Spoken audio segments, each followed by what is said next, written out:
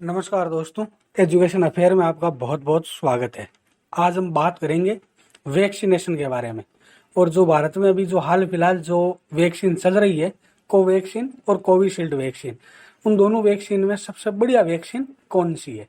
ये सवाल कई लोगों के और कई दिनों से जहन में सबके उठ रहा है। लेकिन इसके बारे में अभी एक रिसर्च हुई है जिसमें थोड़ा बहुत ही सही लेकिन सामने आया है कि कौन सी वैक्सीन है वो सबसे बढ़िया है, कोविशील्ड या कोवैक्सीन। भारत में अभी तक 3 से 4% लोगों का ही टीकाकरण हो पाया है। और अगर दिसंबर तक यदि सबको टीकाकरण करना है तो एक दिन में लगभग 80 लाख से 1 करोड़ के बीच यदि लोगों को टीका लगाया जाए तो दिसंबर तक पूरी आबादी को जो वैक्सीन के दोनों डोज है वो लग जाएंगे। इस वैक्सीन में खुलासा हुआ है और एक सर्वे किया गया है जिसमें 305 पुरुष और 210 महिलाओं को टीकाकरण किया गया था। मतलब कुल 515 लोगों को दोनों डोज दी गई थी।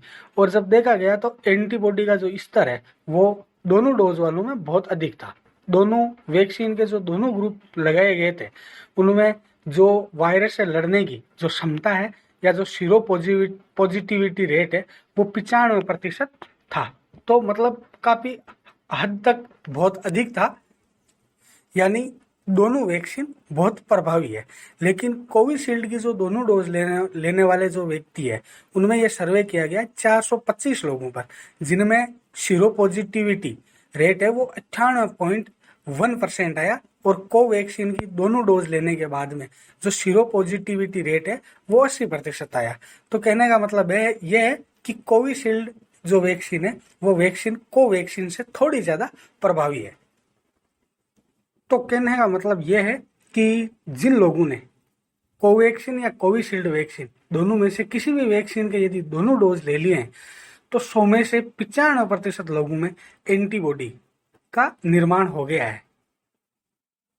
तो दोनों वैक्सीन के बाद आप यह कह सकते हैं, या इस सर्वे के बाद हम यह कह सकते हैं कि यदि बात की जाए कोविशील्ड या कोवैक्सीन दोनों में से बेहतर कौन सी है, तो इस सर्वे में सामने आया कि जो कोविशील्ड है वो थोड़ी सी कोवैक्सीन से बेहतर है। सुरक्षा दोनों वैक्सीन देती है, एंटीबॉडी का निर्माण दोनों वैक्सीन में होता है, पर जो कोवैक्सीन है उसमें थोड़ा सा कम और जो कोविशील्ड वैक्सीन है उसमें थोड़ा सा अधिक होता है।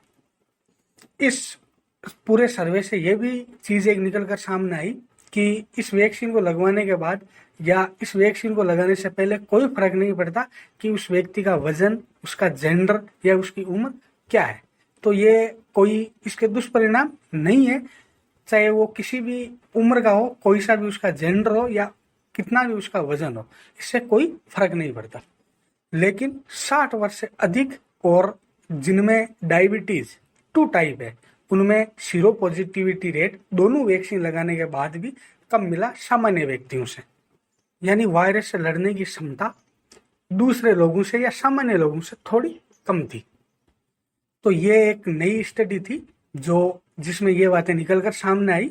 दोनों वैक्सीन है बढ़िया, लेकिन अगर दोनों वैक्सीन का तुलनात्मक यदि अध्ययन किया जाए तो कोविशील्ड वैक्सीन थोड़ी ज्यादा प्रभावी है। तो धन्यवाद, नमस्कार।